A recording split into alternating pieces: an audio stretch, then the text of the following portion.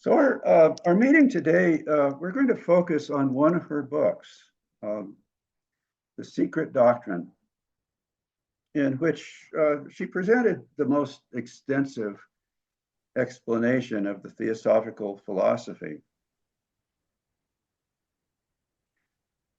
We will have 3 talks addressing 3 questions. Who was the writer? How was it written? And why was it written? And following these talks, we will have readings from the Light of Asia and the Bhagavad Gita, as HPB herself wished us to do.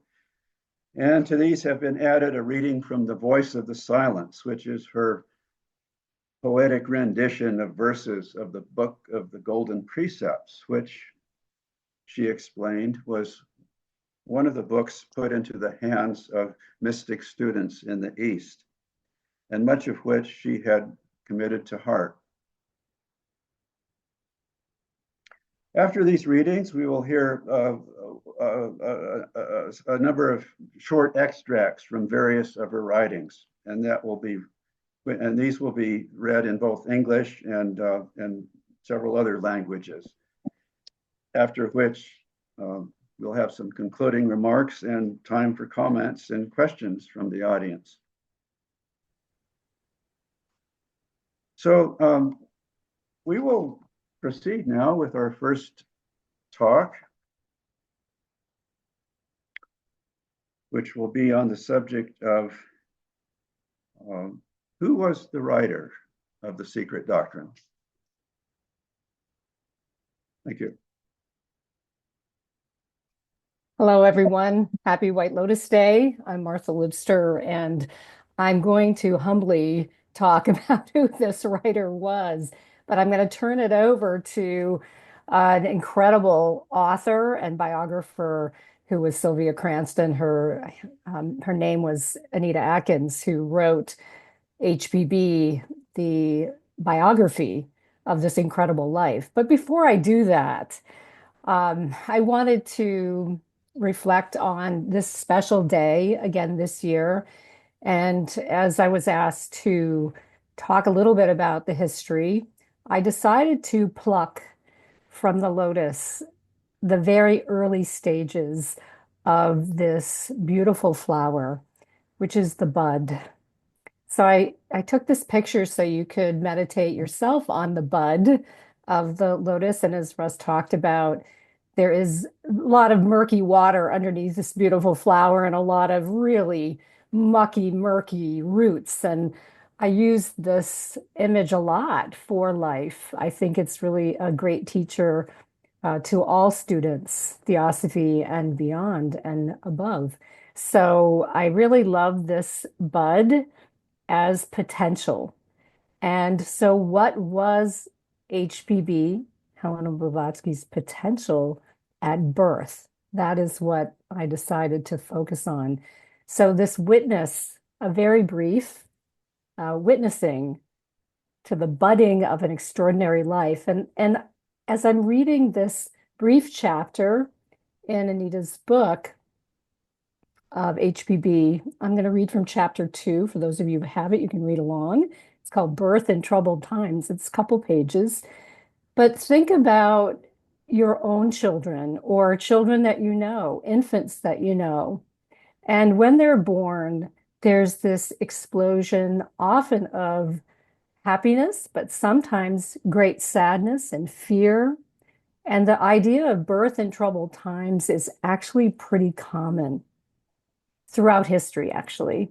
So I thought I would say that at the celebration, we're celebrating and witnessing the budding within the context, the historical context that started in troubled times. Next slide. This is where it happened, everyone. Helena Petrovna was born close to midnight in the early morning of August 12th, 1831, in the Ukrainian town of Ekaterinoslav, or the glory of Catherine, which was built for Catherine the Great. The Russians renamed it I won't get this right, folks. I've been practicing, but Dnipropetrovsk, in honor of Peter the Great and the river that flows through it, the Dnieper. The Dnieper has special significance in Russian history. It was along this river, the second largest in Russia, that the Rurik dynasty grew. By the 11th century, the Rus state centered at Kiev, stretched from the Baltic to the Black Sea. The river became a major trade route to Constantinople, which is now Istanbul. The river has important religious associations as well. It was Kiev that a descendant of Rurik, the reigning Prince Vladimir, newly converted to Christianity, ordered his people to be herded into the Dnieper while priests administered mass baptism. Vladimir was canonized by converting pagan Russia to the Christian faith. It seems ironic that 8 centuries later, another descendant of Rurik, born in a town on the same river, should publicly question, as HPB did in her writings, the efficacy of church sacraments such as baptism in conferring salvation upon the participants, non-participants being forever damned. HPB, however, was not anti-Christian in the least. In her first major work, Isis Unveiled, she discloses that the book contains not one word against the pure teachings of Jesus, but unsparingly denounces their debasement into pernicious ecclesiastical systems. The circumstances surrounding Helena Petrovna's own baptism are worthy of note. You can go to the next slide. These are her parents, her first teachers. When she was born in 1831, there was great suffering in Russia. Asiatic cholera, the most cruel and fatal of all plagues, had first appeared in Western lands a year earlier, and soon its ravages spread throughout the Russian Empire, then through much of Europe. Whole populations were wiped out in its deadly path. The brother of Tsar Nicholas, the Grand Duke Constantine, was a victim. In the southern Russian household of Helena Petrovna's grandparents, where she was born, there had been several fatalities. Coffins were piled high everywhere, awaiting burial. It was a bad omen to be born at such a time, the peasants thought. In all the excitement, Helena was born prematurely and in such delicate health that the family decided on immediate baptism, lest she die, quote, with the burden of original sin on her soul. A dramatic portrayal of what occurred is told by the relatives. And this is the quote: "The ceremony of baptism in Orthodox Russia is attended with all of the paraphernalia of lighted tapers and pairs of godmothers and godfathers, every one of the spectators and actors being furnished with consecrated wax candles during the whole proceedings. Moreover, everyone has to stand during the baptismal rite, no one being allowed to sit in the Greek religion as they do in Roman Catholic and Protestant churches during the church and religious service. The room selected for the ceremony in the family mansion was large, but the crowd of devotees eager to witness it was still larger. Aunt Nadia, the child aunt of the baby, only a few years older than her niece, aged 24 hours, placed as proxy for an absent relative, was in the first row immediately behind the venerable protopope. Feeling nervous and tired of standing still for nearly an hour, the child settled on the floor, unperceived by the elders, and became probably drowsy in the overcrowded room on that hot August day. The ceremony was nearing its close. The sponsors were just in the act of renouncing the evil one and his deeds, a renunciation emphasized in the Greek church by thrice spitting upon the invisible enemy. When the little lady, toying with her lighted taper at the feet of the crowd, inadvertently set fire to the long flowing robes of the priest. No one noting the accident till it was too late. Several persons, including the old priest, suffered burns. That was another bad omen, according to the superstitious beliefs of Orthodox Russia. And the innocent cause of it, the future Madame Blavatsky, was doomed from that day in the eyes of all the town to an eventful life full of vicissitude and trouble. Go to the next slide, please. But there was a good omen also. According to the old Julian calendar, then current in Russia, the child was born around midnight of July 30th, 31st. In the annals of Russian folklore, such a person was endowed with power over evil forces, including demons and witches. Some may question whether it really is a bad sign to be born amidst great suffering, whether from illness or any other cause. One recalls a celebrated passage in the Gita wherein the sage Krishna addresses his disciple thus: Both I and thou have passed through many births. Mine are known unto me, but thou knowest not of thine. I produce myself among creatures. Whenever there is a decline of virtue and an insurrection of vice and injustice in the world, and thus I incarnate from age to age for the preservation of the just, the destruction of wickedness, and the establishment of righteousness. The Fadeev grandparents moved into their mansion in Ekaterinoslav 16 years before Helena Petrovna's birth, when her grandfather, Andrei, became president of the Office of Foreign Settlers, and her mother was 1 year old. Helena Petrovna herself was born in this home. It still exists, and in 1991, the 100th anniversary of her death, the visitor will find a plaque designating the mansion a historic site. Peter von Hahn was in Poland to quell the uprising against the country's Russian conquerors at the time of his daughter's birth. He returned when Helena was 6 months old. 1 year later, the von Hahns moved to Romankov, an army town not far from the grandparents in Ekaterinoslav, and lived in a house of their own. That was the beginning. And in the Secret Doctrine, in her preface, she writes at the end of her preface, the aim of the Secret Doctrine, this work may be thus stated, to show that nature is not a fortuitous concurrence of atoms, and to assign to man his rightful place in the scheme of the universe, to rescue from degradation the archaic truths which are the basis of all religions, to uncover to some extent the fundamental unity from which they all spring, finally to show that the occult side of nature has never been approached by the science of modern civilization. If this is in any degree accomplished, the writer is content. It is written in the service of humanity, and by humanity and future generations, it must be judged. Its author recognizes no inferior court of appeal. Abuse she is accustomed to. Calumny she is daily acquainted with. At slander, she smiles in silent contempt. She was a powerful woman. She began as a powerful bud. Thank you.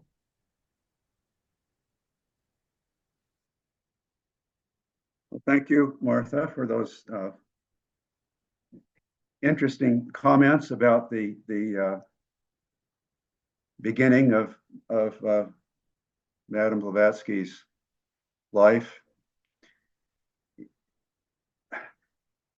We should point out that that biography by Sylvia Cranston is probably the best biography of HPB that one could find. There are several, and some of them are kind of,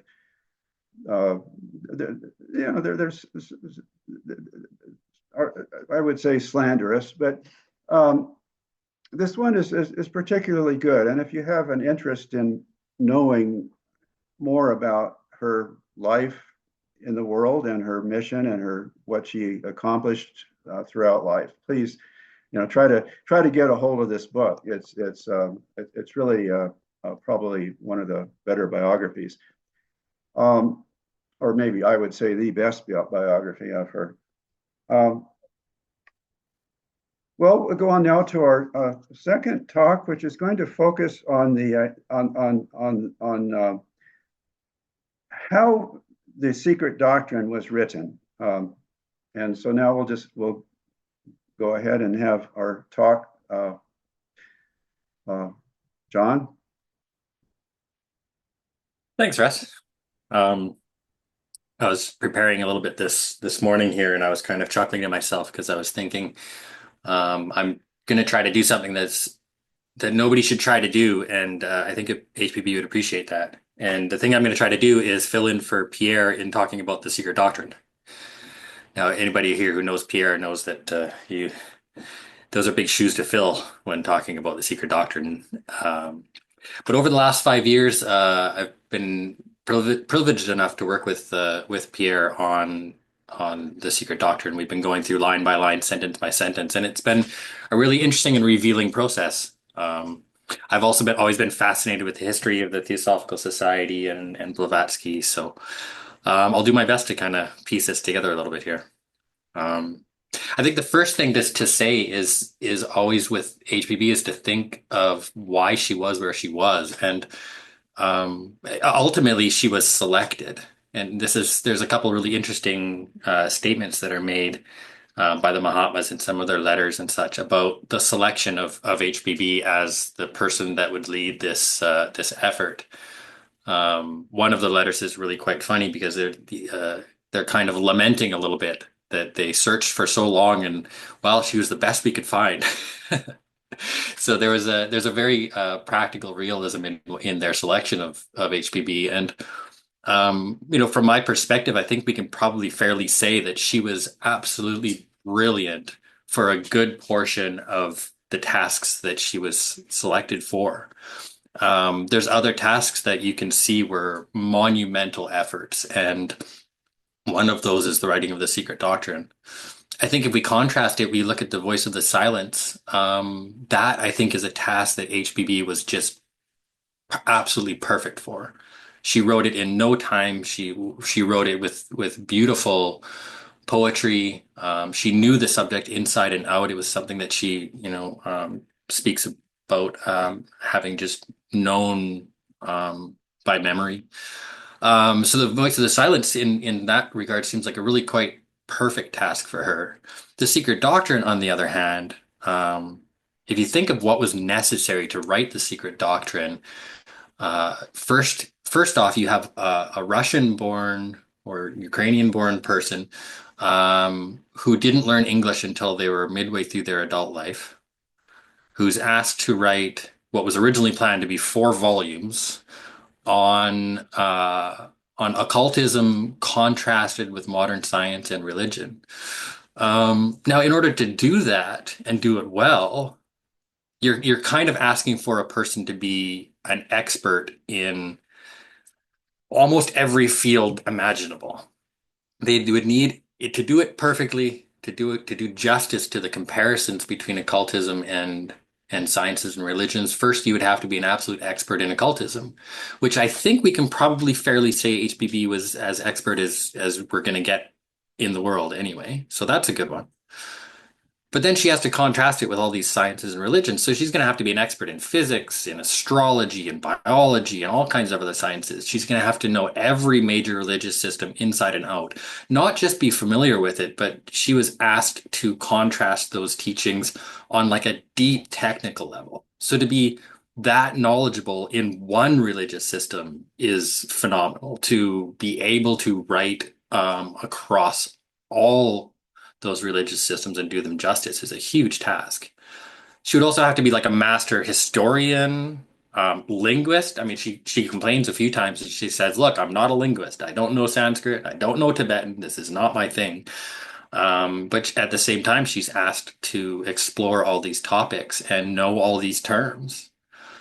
So, there's a few things that happen when she sits down to write the Secret Doctrine. The first is that she has a lot of help. And the first help is from her teachers, who in a few statements make it clear that the Secret Doctrine is ultimately a shared production between themselves and HPB. So there was a lot of help behind the scenes, we can say. It's entirely possible that there's entire passages that were written by her teachers. There's certain spots you go in the Secret Doctrine and kind of the tone changes a little, and there's just like a page or two that's just masterfully written, straight to the point, really like core occultism. And sometimes you wonder who's writing that piece. Not to say she couldn't master that herself. But she also had students around her that were helpful in all kinds of ways. She had scientists and doctors, and she had people who were experts in different religious systems that were around her that were helping her out. So while the Secret Doctrine, rests on HPB's shoulders, there's very much like a joint effort that was happening in the production. She also then had a lot of help by people in in formulating what she was writing into an actual book. By the first-hand accounts, basically what she ended up with was like a 6 foot tall stack of sheets of paper. And students, especially the Kitely brothers, had to go through that and formulate it. Now, she had a very different idea of what she wanted the Secret Doctrine to look like. She wanted volume one to be a history of the adepts. And then she wanted what we have as volume one would have been volume two. What we have as volume two would have been volume three, and volume four would have been more straight directed towards teaching occultism. So the whole thing in the editorial process got all shuffled around, and the order changed and all kinds of things. So what we have now is her writings, but very much formulated by the students that were around her in a way that they thought would be best for a Western audience.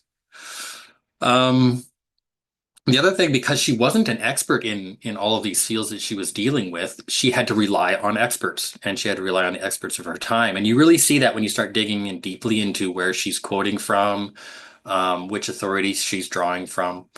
A lot of the errors and there are errors in the Secret Doctrine. A lot of the errors that are in Secret Doctrine are a result of HPB drawing from a particular expert, and either that expert was wrong themselves, or she misunderstood what they were explaining, or so on. So when you really dig into it, you can see the difficulty that she was under, and she had to rely on people. Sometimes she chose the wrong people to rely on. There's certain people she quotes from often that they really didn't know the subject that they were dealing with as well as she maybe thought they did. So there was a lot of difficulty on like a practical sense to writing the Secret Doctrine. So with all that to navigate, though, there was a couple of goals that we heard earlier. One of the goals was just to, in general, to show man's rightful place in the universe, to give a broader picture of the meaning in the universe. But she was also trying to push back a little bit against dogmatic religion and materialistic science, and she had to tackle those two subjects. Now, as far as how successful she's been in that, I think that's where there's a lot of room for debate, and you find people debating that subject now. She was dealing with the science of her time, and the science of our time has already far progressed past the science of her time. So there's a lot to say for the parts of the Secret Doctrine that are dealing with science and religion. I personally think she did as good a job as anybody was going to do in contrasting occultism with those subjects. But for me, the real value of the Secret Doctrine, the reason why I consider it to be an absolute success in the end, is weaved through all of those commentaries and discussions of science and religion in the Secret Doctrine is actual occultism.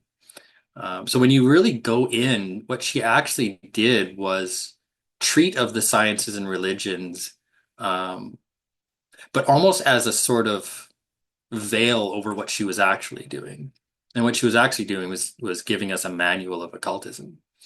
But it's not a manual that you get on your first surface read. It's something you have to dig and dig and dig for. And I think that was probably, at least to some degree, calculated to produce a book that forces the student to exert effort and really reach their mind and push their intuition. And when you do that, real occult doctrine is there, hidden under the surface. And to me, that's a huge success. It may be a very unique feat that we now have in the world, a truly esoteric work, freely and publicly available. And it's only esoteric in the sense that the real teachings are veiled within all of her commentary and discussion. So yeah, I think the Secret Doctrine was a great success. I think we are all here largely because of the effort HPB put into writing the Secret Doctrine. And I applaud her incredibly for doing something that I think for her would have been an incredibly, incredibly difficult task, to write volumes in a foreign language, or in her like fourth or fifth language, and do it in a way that has people engaged 140 years later. It's a monumental task, and I'm grateful that she did it. And yeah, that's my time. Yeah, I'm gonna unmute myself here. Thank you so much, John. That was a really a wonderful and thoughtful and educational presentation of how the Secret Doctrine came about. And we know of accounts of her writing the Secret Doctrine that if we read, for instance, Countess Wachtmeister's little book on the reminiscences of H.P. Blavatsky. She worked very closely with her for a period in her life when she was writing the Secret Doctrine, and we learn how she was writing from dawn to dusk, virtually day after day. It was just an immense task that she undertook. As to why she did it, why was the Secret Doctrine written? Let's go on to our next talk, which we'll hear from Bikash. Why HPB wrote the Secret Doctrine? Perhaps HPB herself will be more qualified to provide an answer to this question in depth. However, we have been provided with sufficient direction. In every cycle, there is an appropriate time to share the teachings and knowledge depending on the laws of the cycles and the collective karma of humanity. Generally, it is observed that during the last part of every century, the last 25 years is when we see such cycles wherein a strong active impulse comes from the higher subtle inner planes and during which the agents of the wise ones work among us to provide humanity with the right direction and guidance, which is directly proportional to the group karma of the whole of humanity. This means only that much can be shared or provided which is karmically appropriate and due. Hence, HPB dedicates at the beginning of the Secret Doctrine by stating, this work is dedicated to all the true Theosophists in every country and of every race, for they called it forth and for them it was recorded. So we may ask, who is a true Theosophist? HPB wrote in her second message to the American Theosophists as follows. She said, men cannot all be occultists, but they can all be Theosophists. Many who have never heard of the society are Theosophists without knowing it themselves. For the essence of Theosophy is the perfect harmonizing of the divine with the human in man, the adjustment of his godlike qualities and aspirations, and their sway over the terrestrial or animal passions in him. Kindness, absence of every ill feeling or selfishness, charity, goodwill to all beings, and perfect justice to others as to one's self are its chief features. He who teaches Theosophy preaches the gospel of goodwill, and the converse of this is true also. He who preaches the gospel of goodwill teaches Theosophy. This suggests that during HPB's time, the collective karma of humanity across recent cycles had reached a culminating threshold, one where humanity was karmically due to receive such guidance and knowledge from its custodians. These custodians, namely the Fraternity of the White Lodge, the Brotherhood of the Wise Ones, the Nirmanakayas, continuously guide and protect humanity in accordance with the laws of karma. This also implies that we can make the most of such cycles. That is, if humanity collectively elevates itself to higher levels of consciousness, or at the very least, puts forth sincere and honest effort in that direction, karmically, this would make us increasingly eligible and qualified to receive such guidance and teachings. However, we must always remember that our motive should be the well-being of all, rather than any selfish intent. In fact, the wise ones are bound to assist us on this path, provided our efforts and motives remain selfless and sincere. Ultimately, the responsibility lies in our hands, both individually and collectively. Another key purpose of bringing the secret doctrine to the masses is to elevate the collective manas of humanity, as hinted in the Mahachohan's letter, where he states, the intellectual portions of humanity seem to be fast dividing into two classes, the one unconsciously preparing for itself long periods of temporary annihilation or states of non-consciousness, owing to the deliberate surrender of their intellect. Its imprisonment in the narrow grooves of bigotry and superstition, a process which cannot fail to lead the utter deformation of the intellectual principle. The other, unrestrainedly indulging in animal propensities with the deliberate intention of submitting to annihilation pure and simple. In cases of failure to millenniums of degradation after physical dissolution. And further, he mentions that those intellectual classes reacting upon the ignorant masses which they attract and which look up to them as noble and fit examples to follow, degrade and morally ruin those they ought to protect and guide. Between degrading superstition and still more degrading brutal materialism, the white dove of truth has hardly room where to rest her very unwelcome foot. And finally, he says that teach the people to see that life on this earth, even the happiest, is but a burden and an illusion. That is, that it is but our own karma, the cause producing the effect, that is our own judge, our savior in future lives. And the great struggle of life will soon lose its intensity. Now, in order to achieve this, as just stated, humanity must realize the interconnectedness and unity of all existence. We need to understand how the macrocosm, the universe, the microcosm, the man, are intricately linked, reflecting each other. Every thought, word, and action has a profound impact on the whole, just as the collective influences us in return. This understanding carries immense responsibility. We are all spiritual beings and our lives are sacred. The secret doctrine reveals this truth, this being one of the 7 keys.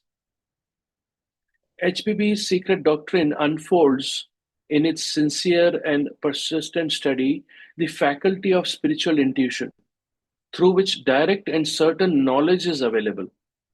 The aim of these 2 volumes is to enable the student to so cleanse the mind of karma that the flow of buddhi or the radiance of intuition may take place. So our reason becomes more pure and compassionate. In this context, we need to understand that the manas is dual. The lunar descending and pulled by karma are selfish nature. The higher, the solar, attracted and elevated in its highest aspect by buddhi, selfless in nature. This is the purpose of secret doctrine, to make us compassionate, ethical, our love intelligent, and live our life based on the impulses prompted by our higher spiritual nature, thus living in harmony with the whole. B.P. Wadia states in this context as follows: with the aid of secret doctrine, the higher faculty of buddhi begins to fecundate our intelligence and from within illumines our mind. And he further says, to enable secret doctrine to perform this miracle, we must learn that primarily the study of its metaphysical propositions has to be undertaken. Our perception of universals is intuitional perception. To gain a perception of universals is to gain intuitional perception. The effort to understand and apply the propositions of the universals is to operate the faculty of intuitional perception. Therefore, outside of metaphysics, no occult philosophy, no esotericism is possible. Another important point HPB mentioned in one of our articles is that when we read a book, we connect with the author on the inner planes. So here we have the Secret Doctrine, which helps us connect with her and the masters. And finally, HPB in the preface to Secret Doctrine talks about the aim of this work, which has already been stated by the previous speakers, so I won't repeat it here. But she finally mentions, if this is in any degree accomplished, the writer is content. It is written in the service of humanity, and by humanity and the future generations, it must be just. Thank you.